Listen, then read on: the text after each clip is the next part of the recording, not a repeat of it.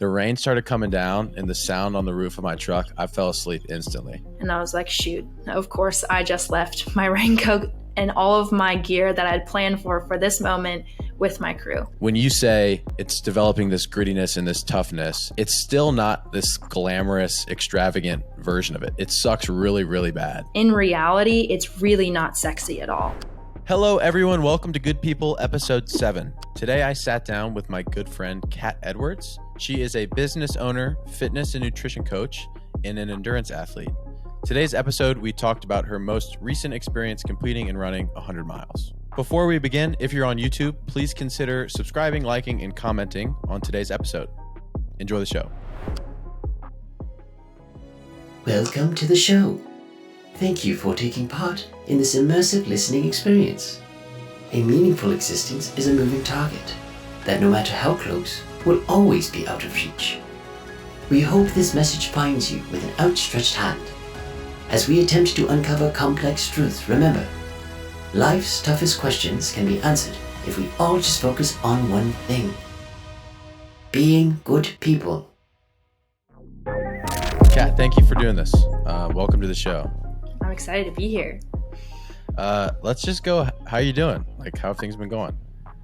They've been going well. Definitely an interesting week, kind of getting back into reality from the 100-mile, a little over a week ago, but overall going well.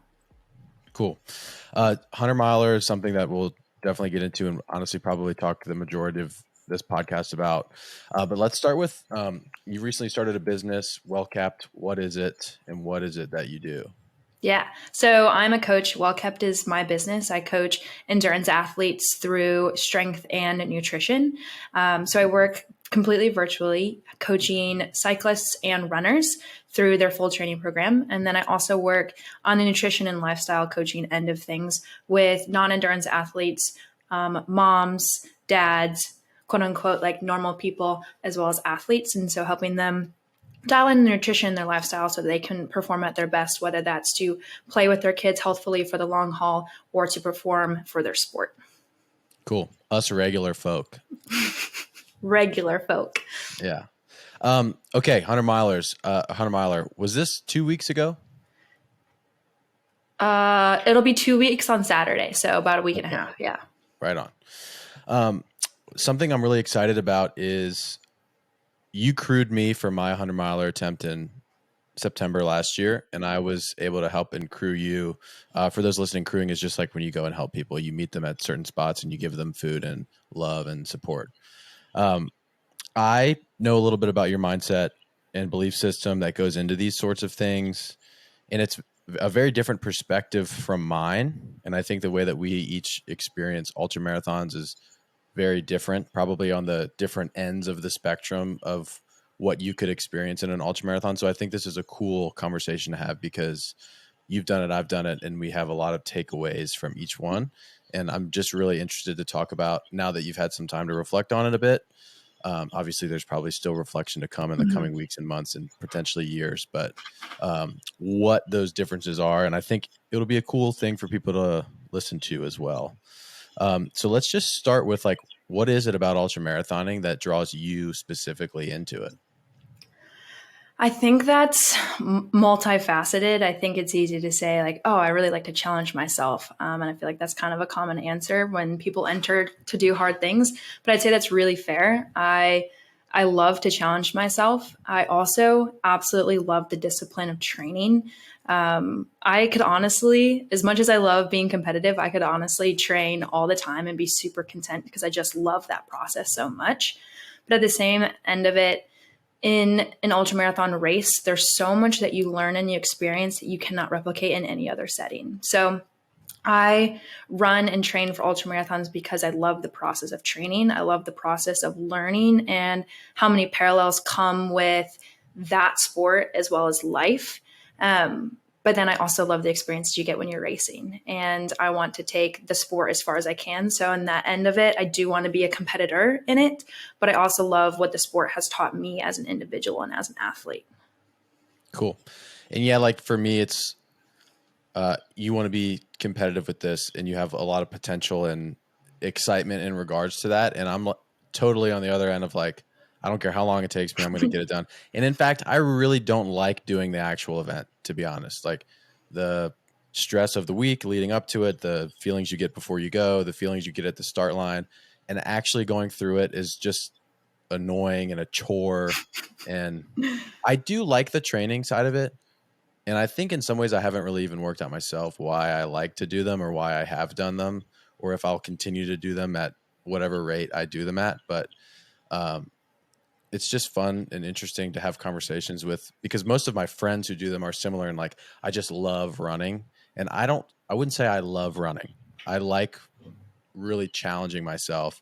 And I would say that the reason why I do it is because it's like a choice of, oh, I'm not very good at this thing, and it's always going to be hard no matter how good at it I get. So I'm going to do it to push myself in that way. Yeah, I would say that's fair. I mean, there's definitely days that I don't love running, and I would be lying if I said I didn't love every second of my race. Like, there's definitely points in my race where I was like, I don't enjoy any part of this right now. Why am I doing this?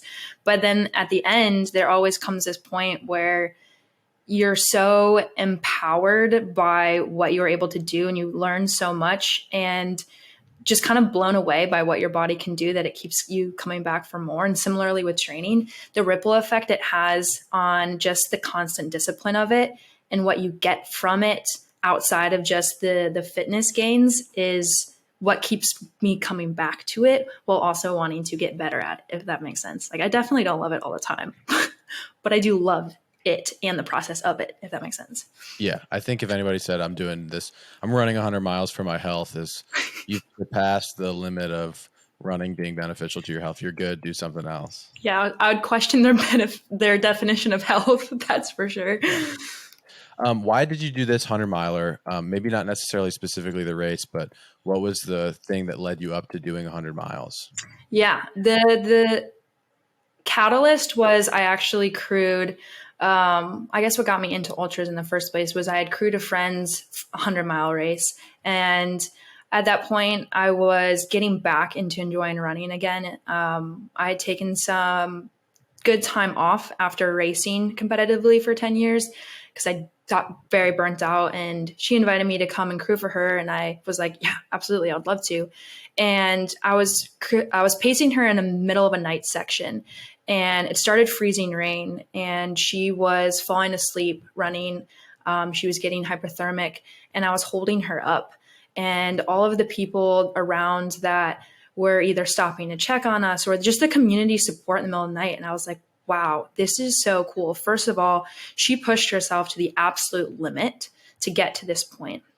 She had run 80 some miles at that point. And to experience the community and what it was like to be in, like, watching somebody be in that pain cave was very, very cool. And I was like, wow, I want to try that. I want a piece of that. I want to test myself and push myself so far that I cannot go forward anymore. And I want to experience that. And so that's what brought me to the point of like, okay, I want to try this for me now. And ended up signing up for my first 50K 2 weeks before it started and just ran it. And it was awesome. But the catalyst actually for this 100-mile race was I knew I always wanted to do one. I just didn't know when. And I'd actually signed up for a trail series that went through the full spring. And 2 weeks before the second race in the series, I sprained my ankle and I wasn't able to complete the race. And so I was actually quite disappointed because it rerouted my whole season that I had planned. And I was like, well, shoot, what do I do next? Hopped on ultra sign up, as one does when you're an injured runner. And I saw this race and I was like, yep, this is the one. It's close. It's in my backyard. It looks like an awesome race that people come back to year after year. This is the one that I'm going to do. And so it actually came sooner than I had planned. I hadn't planned to do 100 miles until this fall. But I was like, you know what? We're just going to give it my best shot and see what I can do in the moment. Cool.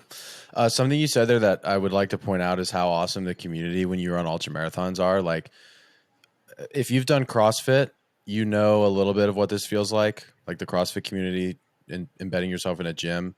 I haven't seen or felt anything. I would say ultra marathon takes that to the next level of like, truly, it doesn't matter if you just broke the course record or you barely made the cutoff. Like, everybody wants you to just finish the race, and it's a group of people that are like teched out European guys with like tall, long limbs and reflective jackets and long bearded, cut off flannel, just Yep. like shotgunning beers, running through the trails and the mountains. Like it's that array of people, and they all just come together over this one thing. It's a cool thing to be a part of and experience. And we were both lucky that we've got to see it from like the runner side and also the um, Crew crewing side. side. Yep. Yeah. So you sign up for this 100 miler. What I know there's probably a lot, and we can maybe you have some of these things sort of systemized in your head, and we can go into each one separately. What is one takeaway, maybe a couple takeaways that you've already had from your 100-mile experience? Yeah, I would say I don't know if I feel like every day I come to think about either what's going on in my life or what happened in the race and find so many parallels. It's hard to digest them all at once, if you will. But some things that I learned is that it's incredible to show up and do what you say you're going to do. And you and I had that conversation actually on the course while you were pacing me. Is so many people say they want to do things, but then don't act on them, and it's really surreal to be in the moment doing the thing that you said you were going to do, and that's really powerful because it gives you this feeling once you complete that task that anything is really on the table. And people leave a lot on the table. I have left a lot on the table for myself in the past. And when you take a step and become vulnerable, put yourself in a position where you can fail in a really big way, in a public way, and you do it anyway, and whether you succeed or not, if you truly believe and take the steps and the action to achieve that thing, it makes anything possible. And it sounds really cliche, but now it's like, okay, I can quite literally work towards anything that I want to work towards, and I will be able to do more than I ever believed I could do. And while my race wasn't necessarily a successful performance in the way that I wanted it to be, it taught me a lot about grit, and it taught me a lot about showing up. It taught me what it looks like to sit in the present moment with the discomfort that you're in and work through it, to problem solve through it, to cry through it if you need to, but just keep moving forward. And so I feel like I can take those lessons and really apply them to the seasons of life that I have been in and will be in the future. But also I can take that into future races and future training, as well as use that to help other people through taking their first step or continuing through those low points in their own journeys. And yeah, it's a really cool perspective that it's hard to achieve unless you put yourself in that position specifically. Yeah, and I would say, like you said, we had this conversation when I was pacing you, and I think that maybe a practical way to articulate it. I just think when we talk about this stuff, it can sound like you say cliche, and I hate listening to people talk like you and I are talking. I'm like, Yeah, so bad. so annoying, you know? And I know we've talked about that before too, but my point with all this is I, for example, would consider myself I'm an inherently lazy person. I want to do the least amount of work. I want to do it as efficiently as possible. Like when I did school, it was, this is so annoying. Why are we doing this? I'm going to figure out how to get good grades with as little effort as possible so I can focus on other things. I do that with everything. I try to do like the least amount of legwork as I can. And the reason why I think I like ultramarathoning in certain ways is because there's no way that I can do that when I'm preparing for an ultramarathon. You can't not prepare and run and train for it. And so sort of to that point of like it developing grittiness and toughness, when I said how much I don't like the actual event, it's for that reason. Because in my head, I'm like, oh my God, like there's no way that I'm going to be able to do anything other than actually run the distance that is in front of me. And so, and even in those moments, I can realize that it's like this weird thing that's happening where I'm so exhausted and tired that I'm thinking, okay, how can I get myself out of this? And then the only solution is to continue forward and to keep going. And that feeling is not a great feeling. It's like, I have 40 miles left. I've barely even got over the halfway point. That feeling sucks in the moment. And then when you're through it, you're like, no big deal. It was all fine. Like, I could do that again. It'd be fine. Yes. And so like, I think feeling. that's a good way to articulate that. When you say it's developing this grittiness and this toughness, it's still not this glamorous, extravagant version of it. It sucks really, really bad. Yeah. And I would say that's something that I think I was actually thinking about this on my run this morning is so much of that gritty mindset, the building mental fortitude, all of those like trigger words that get thrown around on social media, they still encompass this level of like glamorous sexiness to that process. And in reality, it's really not sexy at all. Like the grittiest part of the race for me was in the middle of the night, like my nutrition had plummeted. I had no energy. I couldn't get food down. I couldn't move more than 2 miles an hour, and sitting with the reality that I was on a ridge line for 5 miles on rocks that I could barely get through, and I still had 30 miles left to go. It gave me this deep hopelessness in the fact that this was truly going to take forever, and it was going to take everything from me, because my feet were already in a bad spot. Mentally, I was just physically drained, and mentally drained. And I feel like that grittiness, whether that's in ultramarathon or not, it comes from those moments where your back is up against the wall, you have no other options, but you have to keep going anyway. And it is not fun in the moment. If you are having the worst time ever, it probably means you're in that situation where you actually have to use grit. Otherwise, like, I don't know what else it would be called other than just sticking with it, but those moments are terrible. Yeah. And like, just to carry that skill to like an actual real life, I didn't mean for this to happen situation that is happening to you. Like, we chose to run 100 miles ourselves, right? And this chosen suffering is a means to learn some of the skills that hopefully we will be good at applying when something like that happens in the real world. And so, for example, your back's up against the wall moment. Maybe your business is, you're struggling with your business, right?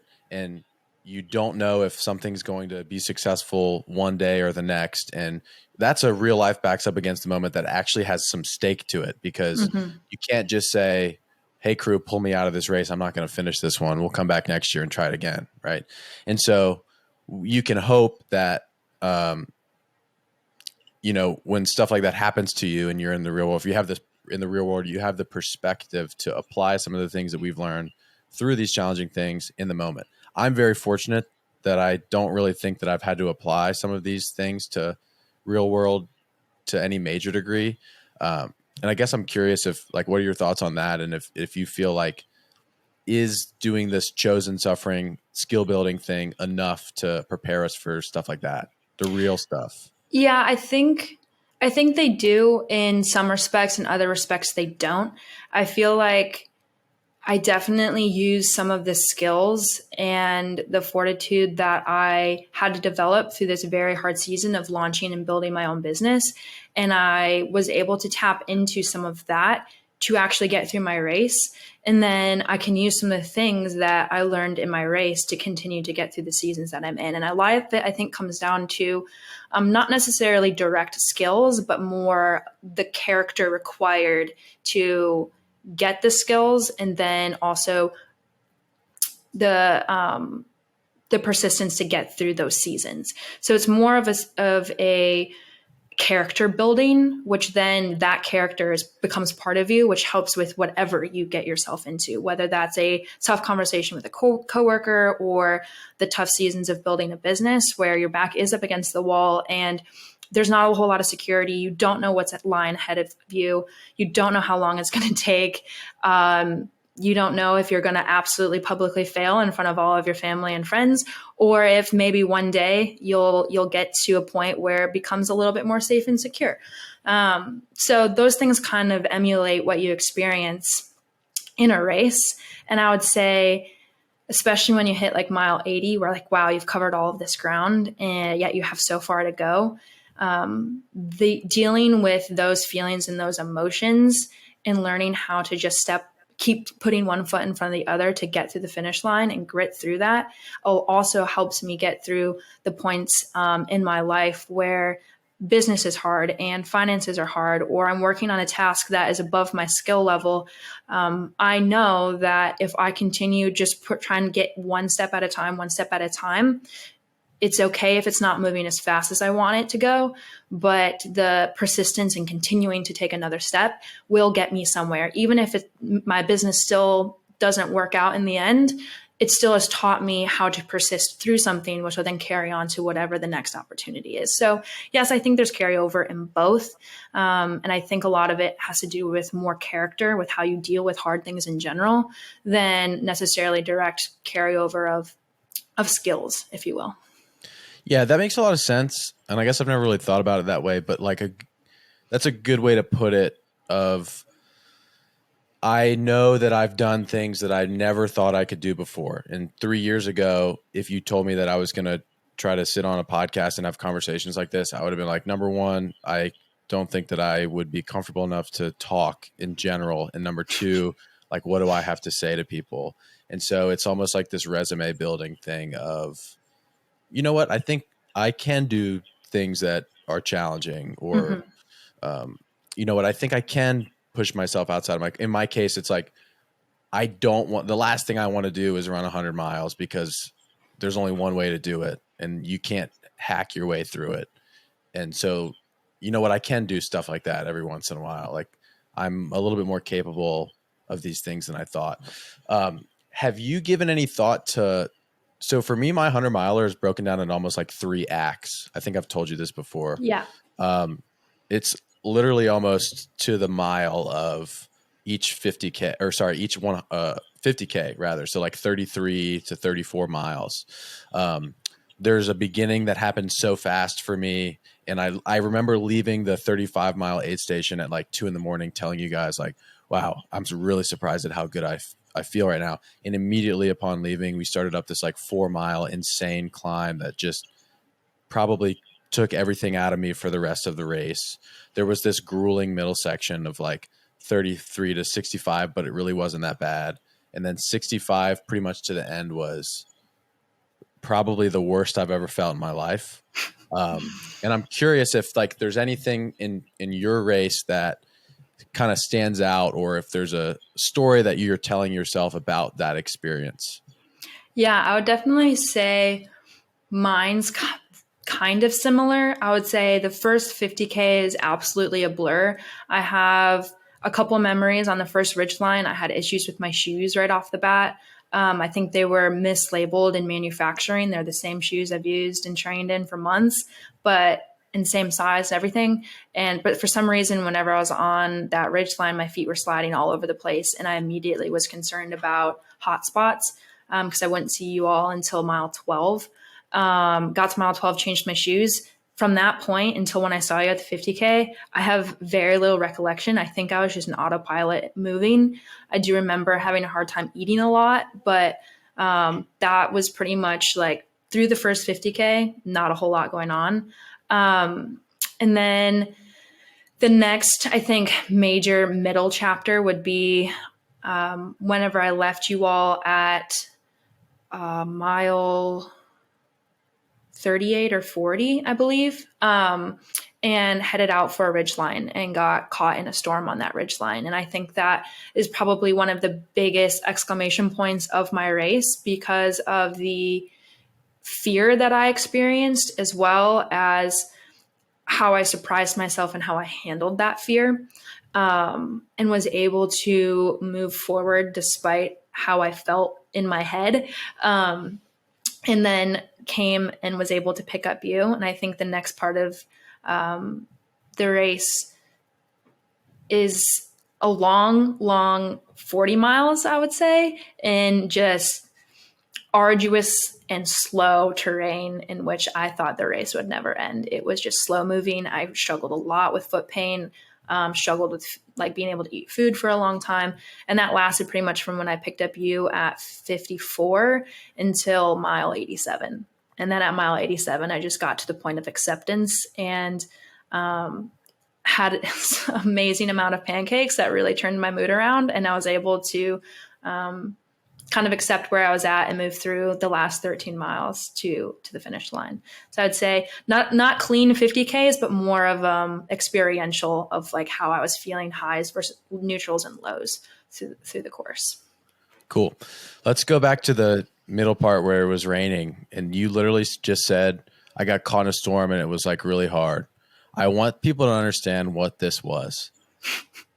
We got, I don't remember what time of day, but we pulled in to the aid station probably like 3 hours before you got there. And the skies were clouds were rolling in. It was getting we knew the rain was in the forecast, but we were like, oh, we'll see what happens. And so I was reading, right? And you probably couldn't contrast the two experiences differently. The rain started coming down and the sound on the roof of my truck, I fell asleep instantly. I took a nap through this. It was like a natural noise machine for me. But for you, how many miles was it? What was the weather? Really, how bad was that? Yeah, it was a 16-mile section in which I wasn't able to see you all. I left you, I believe, at 36 or 38 mileage wise.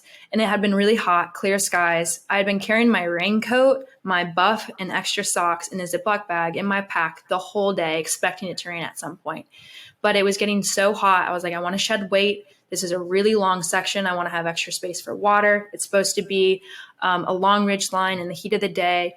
And there's not a cloud in the sky right now. So I'm going to shed some weight. I'm going to add extra water. I'm going to knock this out. So I left you all, wouldn't see you again for another 16 miles. I headed out onto a short dirt road climb up to the aid station, which was then marked to the middle of the climb, which would then lead to the ridgeline. As I was getting up to the aid station, it started dumping. From out of nowhere, all of these dark clouds came in and it was absolutely pouring rain. And I was like, shoot, of course, I just left my raincoat and all of my gear that I'd planned for this moment with my crew. And I got to the aid, and I'd been by myself most of the course at this point, and there was a few guys lingering around. And I immediately got a little bit nervous because I was like, the last thing I want is to be on a 9-mile section of ridge line with no layers in a rainstorm that could get really gnarly. And I don't want to get hypothermic and wet up there. And so I waited there a little longer than I wanted to for one of the guys to leave, so I'd at least have somebody near me on the ridgeline. And I hiked behind him up to the ridge. There's a little bit more of a climb to go, and it was absolutely downpouring at this point. I was soaked through and still very concerned about the temperature dropping at some point. The guy I was following at one point stepped to the side to get food or eat or something, and I just kept going.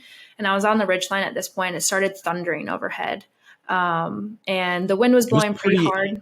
I'll even jump in. It was pretty insane. I woke up to thunderbolts or thunder cracks and lightning bolts and rain, feeling like it was shattering the roof of my truck. It was. Downpour is probably an understatement. It was I would say a typical flash flood style storm, if you will. Came on suddenly, and when it came, it just emptied everything all at once. And the ridgeline was super rocky and muddy. And I remember just feeling very afraid and also having this interesting out-of-body experience where I knew what was happening and I could tangibly feel what was happening around me, but my brain couldn't quite catch up that was my actual reality because it was causing that much discomfort because I was worried, one, with the thunder, I was like, is it going to start hailing? Is the temperature going to plummet and I'm going to be caught up here? Because the terrain was not fast moving and it was a 9-mile section between that and the next aid. So I distinctly remember being very fearful, but I know because of how I handle other fear outside of ultramarathon is when I am fearful, I pray. And so I said a prayer and was able to just kind of recollect myself. And I also took the time to acknowledge this, hey, I know scenario is not ideal. It's not what I wanted, but these are the things that are going well. And I decided that I would pick up the pace and burn some matches to get off the ridge line. So I was grateful I was able to move quickly. I was grateful that it didn't get colder. And I was grateful that the course was well marked. So even though it was downpouring, I couldn't see too much because the top of the mountain kind of enveloped itself into a cloud. I was able to move fairly quickly through the terrain, given the situation. I only fell a few times trying to get off the ridge because of the mudslides.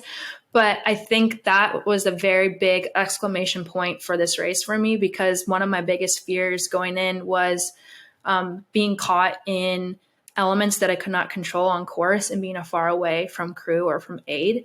And given that that's how I mentally wanted to handle it, that I could actually handle it in reality that way whenever the pressure was on, taught me a lot that I can actually handle those harder situations for courses to come, for points in life to come. And I don't think I would have handled it that way had I not been through a lot of hard and fearful situations in my actual life prior to this, if that makes sense. Yeah, totally. And I will say too, I think some of the folks that were rolling in behind you, we heard some crew chatter throughout the rest of the race.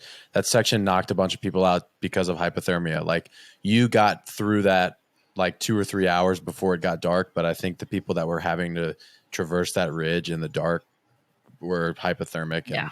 And I know a lot of people. Me. Yeah. Yeah. I mean, there's nothing worse than running when you're wet, much less cold, much less wet, cold, and at night. So yeah, everything in that I personally don't like: wet, cold, and nighttime. Yeah. I don't think anybody likes that. I don't know. There might be some weirdo out there. There's some ultra racers for sure that have some interesting taste in elements. Yeah, my race was pretty much picture perfect. I had 3 or 4 hours of the middle of the second day where it was pretty hot, but I had beautiful weather. I didn't really deal with anything like that, and I don't know how I would have responded had I've always been fortunate with good weather when I've done my runs, and so I don't know what that would be like for me. Normally when it comes to stuff like that, it's not that I'm tougher than anybody. I just think that I have a never say die, roll with the waves attitude where I'm just kind of whatever, it'll be all right sort of mindset to everything in life. And I would assume that wouldn't be different then. But yeah, I don't know. You don't know until you actually go through stuff like that. No, you don't. And I've always kind of questioned how I would handle situations like that, because I am a somewhat anxious and worrisome person, in the sense that I fear what I don't know and what I don't have control over. And it was very, I keep saying punctuated, because that was one of those situations where I didn't know how I would handle it when push came to shove. And yeah, it taught me that I can move through those situations, even if I am going into them very anxious and worried. Yeah. A word you used whenever we were going over the synopsis of your race was you got to at a point of acceptance. This is, I think, something that many people experience when they do 100 miles or any sort of big endurance event. It's something that I experienced during mine. It was really interesting to witness you do 100 miles, because I could see all of the stuff that was happening to you, and I felt among the crew, I'm not saying that I was more advantageous to you than the other members of the crew, but I knew that I was the only one there that knew exactly how you felt in those moments. And, Jason does long distance biking, but I saw picture by picture, literally the same thing that I went through happened to you in the same order. It was kind of weird. I was like, oh, okay, this is objectively from the outside, it's not as bad as how it feels. And I knew that the whole time. And for me, I got to that acceptance point around mile 80. My toughest part of my race was from mile 65 to mile 80.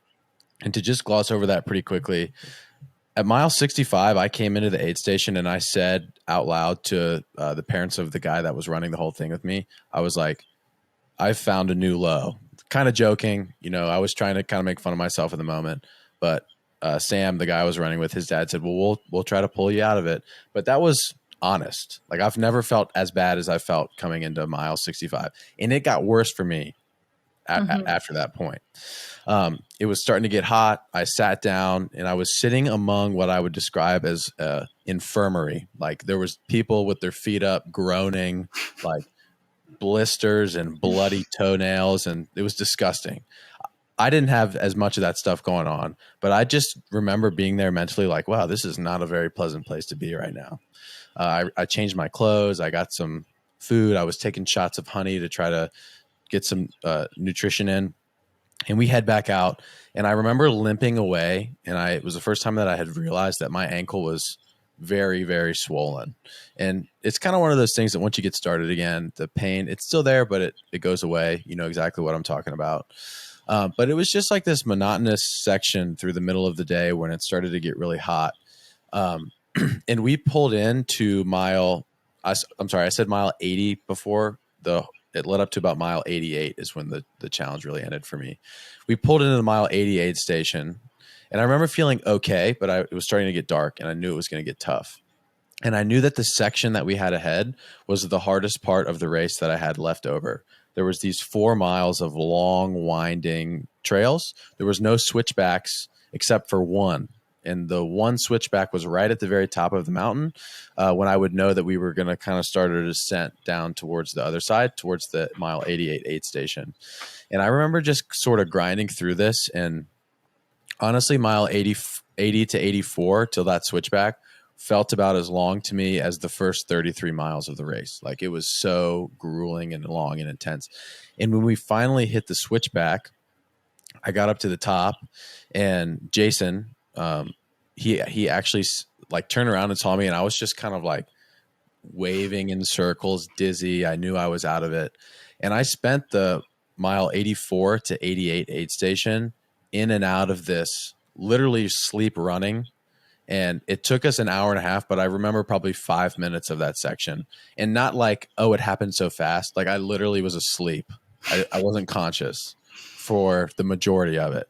There was times when I would wake up and Sam behind me would be like, Joel, like, the trail goes this way. And I would like jolt awake inches from the side of the mountain. Like, oh, that could have been bad. And turning and sort of regaining step. And I remember, like, and I bet Jason could recount this, when I came rolling down the last hill into the 88 aid station, he was like, we're there. And I was like, no, we're not, dude. Like, we literally are halfway. And he was like, no, like, we're here. And it kind of clicked in my head of, oh, like, what just happened? I'd just been sleep running. And I remember sitting down, you guys let me sleep for like 5 minutes in a lawn chair. And I woke up and I just felt this tranquil peace of like, I'm in so much pain right now. There's nothing that I can do. This is going to be terrible. But I felt at that point like I was going to finish. That was the first time I was like, I got it in the bag. That's good. There's a point in the race where acceptance happens. And I think even for people, it probably happens at the finish line, like it could. But for you said it was like mile 80. Is that correct? Mile 87. 87. So exactly where it was for me, pretty much. What was that moment like? Where were you? Take us through that. Yeah. So, like I mentioned earlier, I struggled pretty much from mile 5 with hot spots on my feet, which then evolved into really bad blisters, which then worsened through the rainstorm. Your feet looked disgusting at the end of the race, by the way. Yeah, they weren't great. The rainstorm made that way worse, especially because I had to burn matches and run quickly through technical terrain. So coming out of that, I then had soaked, soggy blisters in feet. So basically from the mile 54 on, I couldn't really run too much because it was too painful. And so, like I mentioned earlier, it was arduous and slow moving. And that was very, very hard for me to swallow how slowly we were going. And because of how rocky the terrain was, it continued to eat up my feet. Every uneven step was just like my feet were getting sliced open over and over and over and over again. And it wasn't even as though my body was falling apart, because there was no climb that burned my legs out. There was no point at which I didn't feel like my muscles could carry me anymore. It was quite literally just the pain in my feet that was preventing me from moving forward quicker. And so I went through very long sections. It felt hopeless. And then eventually the sun rose and was able to meet you all again, I think at mile 78 or something like that. Got some breakfast, went back out on the trail, continued to climb and descend more rocky sections. And I distinctly remember this long 4-mile descent before heading into the mile 87 aid station, where I just kept checking my watch and noticing and feeling like at least half a mile had passed, at least a mile had passed. And it would be like 0.2, 0.1. And I was so frustrated because I felt like I was almost trapped in my own body, where my physical body felt like I could run. And sometimes a runner would pass me running up, and I just felt like I should be able to run right now. But I couldn't because the descents were so painful on my feet. I almost was grateful for any sort of climb because the constant descending rubbed my foot to the end of my shoe, where every step just felt like my foot was getting sliced open over and over again. And I just felt the weight of having over 20 miles or almost 20 miles still to go, calculating in my mind how long that was actually going to take. And then just feeling the pain that I was in. And I couldn't think of another way or find another way to express it other than I just broke down into tears. And I cried for 2 hours running downhill into the mile 87 aid station. And Jason was with me, and he didn't really say much. I don't think he knew how to help. And I think he had a hard time not being able to help or to solve what I was going through. But I needed that moment to emotionally release all that I was feeling, the feeling of being trapped and not able to run, the feeling of being in pain, the feeling of having so far left to go. And came into mile 87 just feeling kind of defeated. But I saw you all, which always lifted my spirits, was able to get some food in for the first time in a while and set back out. And I had a conversation with myself where I was like, I know I'm tired, but there's 2 ways this race is going to finish. I race it slowly and I'm in pain longer, or I accept that I'm going to be in pain and move faster, and I'm going to be in more pain but get done faster.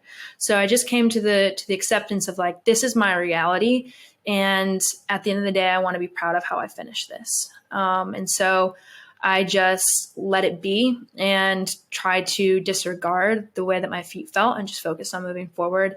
And focused on having conversation with Jason or looking around me or soaking in the magnitude of what I was doing so that I couldn't forget a week, a month, a year from that moment of what I learned.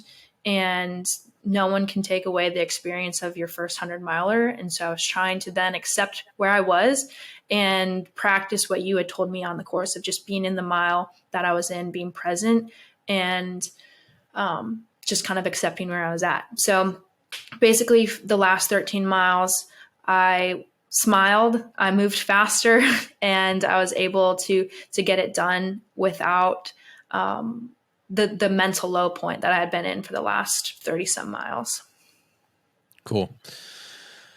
And there's no real way to describe what that's like other than, going through it, not necessarily running 100 miles, but just like being so low that you literally can only just accept where you're at is very cool after it's happened. Yes. And like the thing with 100 miles is like you do it and then the next day you're in a positive headspace. In the real world, this feeling of rock bottom probably goes on for a lot longer than 12 hours, right? And so it's very, again, fortunate of us to be able to say things like that.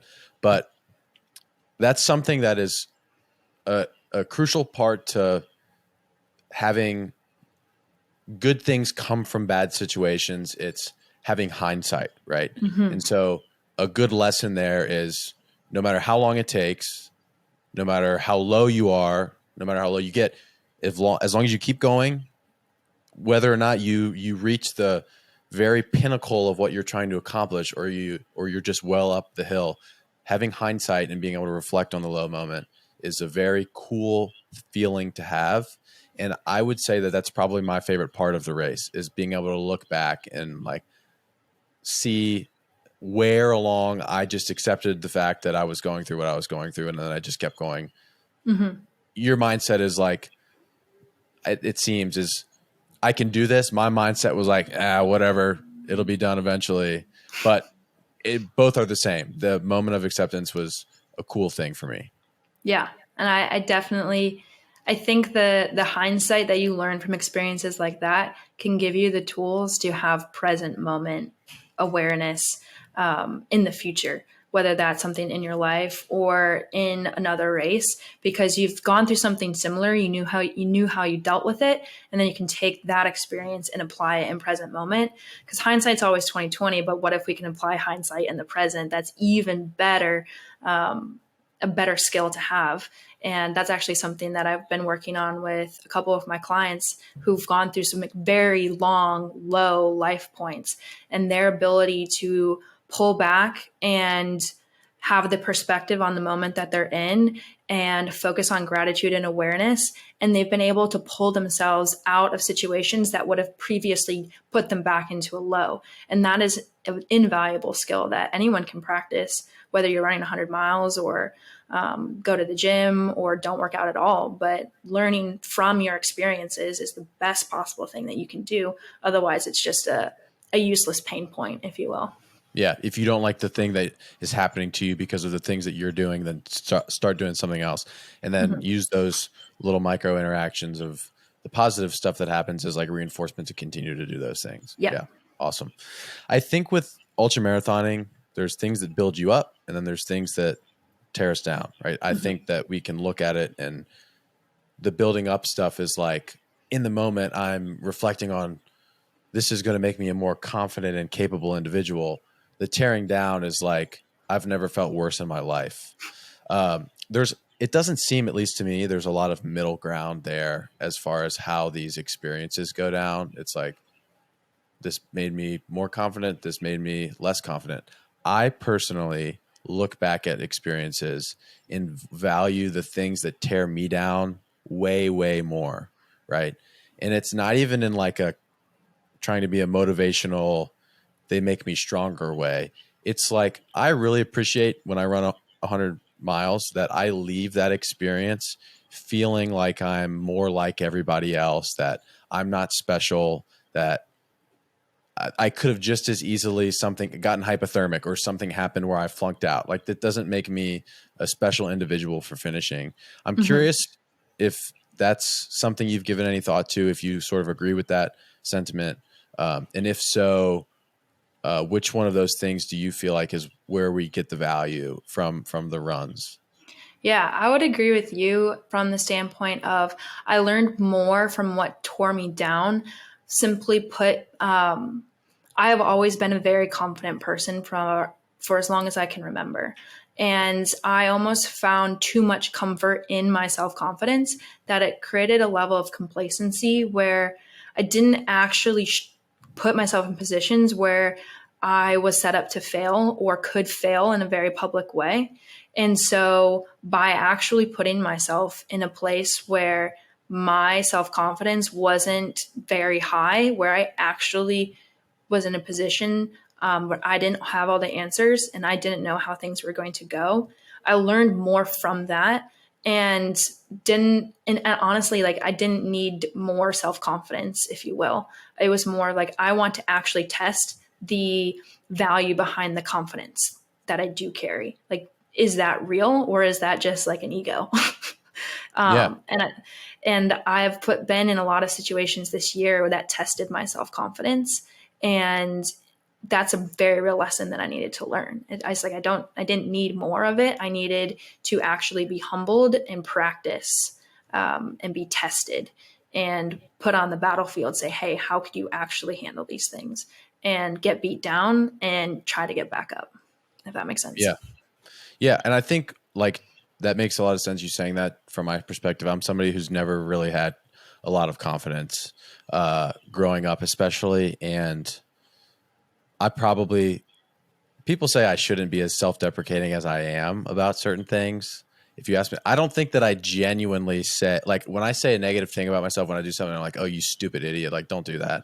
I don't actually mean that about myself. It's more to be funny and to, kind of have this happy-go-lucky attitude about the things that I do. But Mm-hmm. I think that's one of the reasons why I value I want to say it. When I do stuff like this, it just reminds me of my place in the world. It doesn't, I'm not better than anybody else. I'm not smarter than anybody else.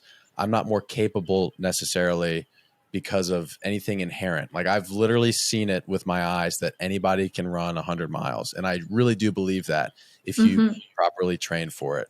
Um, and so for me, it's almost not like oh, this makes me more confident. I'm realizing, oh, these people who I think are like big and bad are not. Like, they're just the same like me. Mm-hmm. Yeah, it definitely brings these lofty ideas down to earth, if that makes sense, or like these like lofty concepts or the things that we quote unquote idolize in society for their great feats of like physical capability or whatever, and it brings it down to like, okay, this is very real, and I think that's kind of what I'm a, a different perspective on the same idea that I had of. You genuinely can do anything that you take action on and put intention and time into, because I feel like people leave stuff on the table of what they're capable of. And this is one of those things where it's like, okay, you can actually chase something. And when you do, you are capable of so much more. And it's not because that thing is so difficult and hard. You just actually have to do it, if that makes sense. If Yeah. like that makes sense. You got to go through it. Yep. Yeah. Yeah. It's not impossible. You just have to go for it. Yeah. What's next for you? What do you hope you accomplish? I know you said like being competitive. I know about that, a little bit about that personally, but what do you hope to accomplish maybe a little bit more specifically? Is there races that you want to do? Are there times that you want to beat? Things like that. Yeah. So I've taken some time to mull over what's next. And I know I left a lot on the table, I think, for this race that I want to go for. And I say that I left physical space on the table in terms of my capabilities, and I want to test what those are. So while my mental fortitude was tested, I don't think my physical body was tested because I had to move so slowly because of my feet. And so that kind of left a unfinished flavor in my mouth, if you will. Like, I don't feel like I feel like I have room to grow there. And so next up, I have a race in Switzerland. It's called the Wildstrubel 110, and it's a 70-mile race through the Swiss Alps. That's in September. And then I also have been mulling over this goal to run the Blue Ridge Parkway in 5 days. I believe the segment that I'm looking at is around 380 miles. And so breaking it up into 70 to 80-mile days, I would love to do a stage format, like long distance effort, and see what I can do over a long period of time. Those are some things that are immediately on the table. Not fully set in stone for the rest of the year, but I kind of want to do some exploration in terms of, okay, how far can I run? What can my body physically do? How far can I mentally go? And how competitive can I be in the races that I do sign up for? Cool. That's insane. I would just like to say quickly to the people listening how different you and I are. You ran 15 miles a week after your 100-miler. I ran 100 miles 7 months ago, and I think I've run 15 miles in total since. And 10 of them were with you during your 100-miler. Yeah, I'm not going to lie. I woke up the next morning and I wasn't sore, and I was kind of disappointed because it left this feeling of like, I should have done more. Should I just have sucked up the pain more and gone faster? Could I have done more in this? And it left this flavor of doubt that I haven't been able to get rid of. Yeah, and the answer to that is no. Like, when you do stuff like that, there are certain psychological barriers and physical barriers that we are met with that are oftentimes not our limiting factor. I was training a 10-year-old boy today, teaching him how to deadlift, and he was telling me that the weight wasn't that heavy, but he was starting to have some technical errors with how he was lifting. And I was like, hey, dude, just so you know, like for the first couple of times we do this, and maybe even years you do this, this might not even feel heavy, but your technique is failing in this area and this area. And so we need to address that first. And so similarly, you know, your limiting factor was the way your feet felt.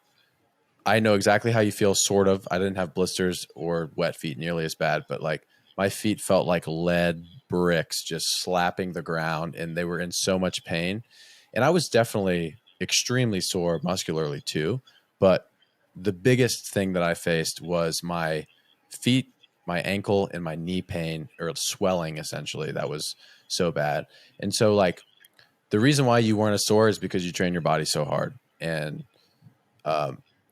what that does for you is it allows you to have this quick turnover. And so you pushed yourself as hard as you could on race day. I witnessed that.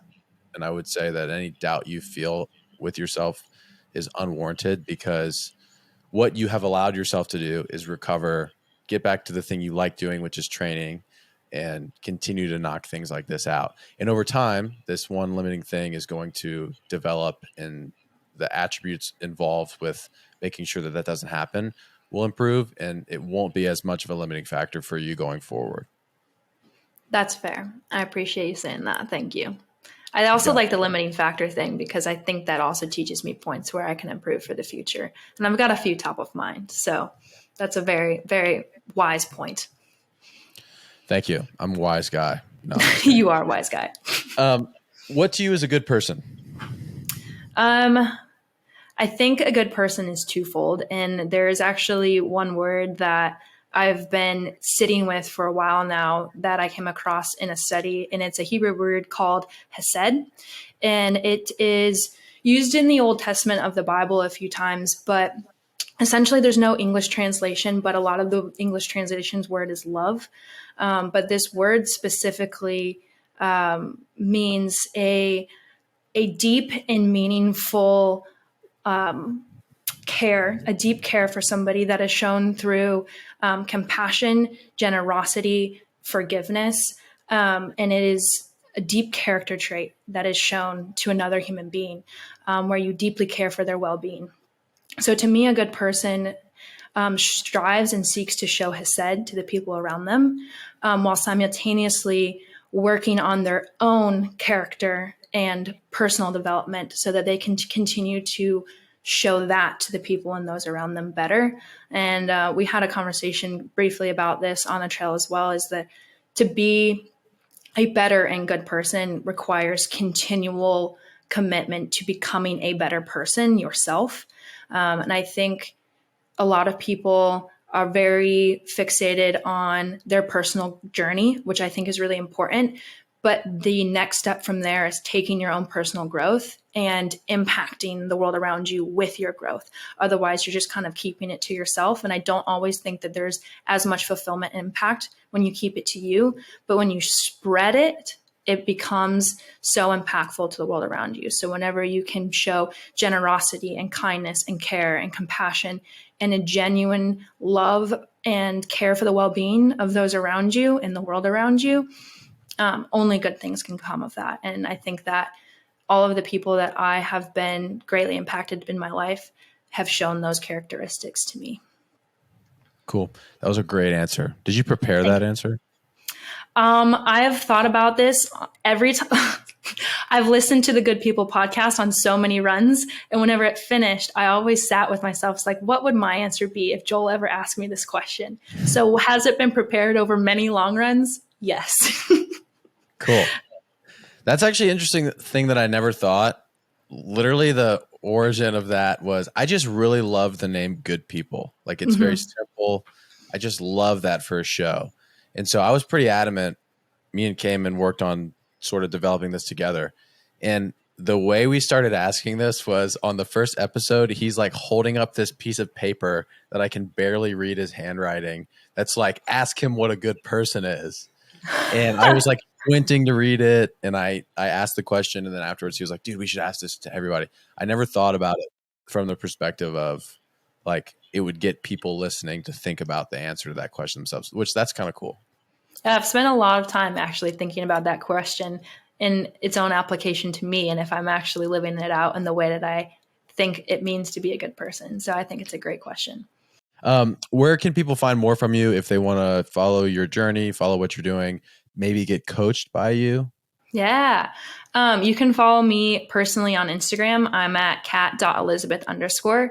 And then my business can be found at catedwardspt.com, as well as on Instagram at WELLKEPT, WELLKEPT_.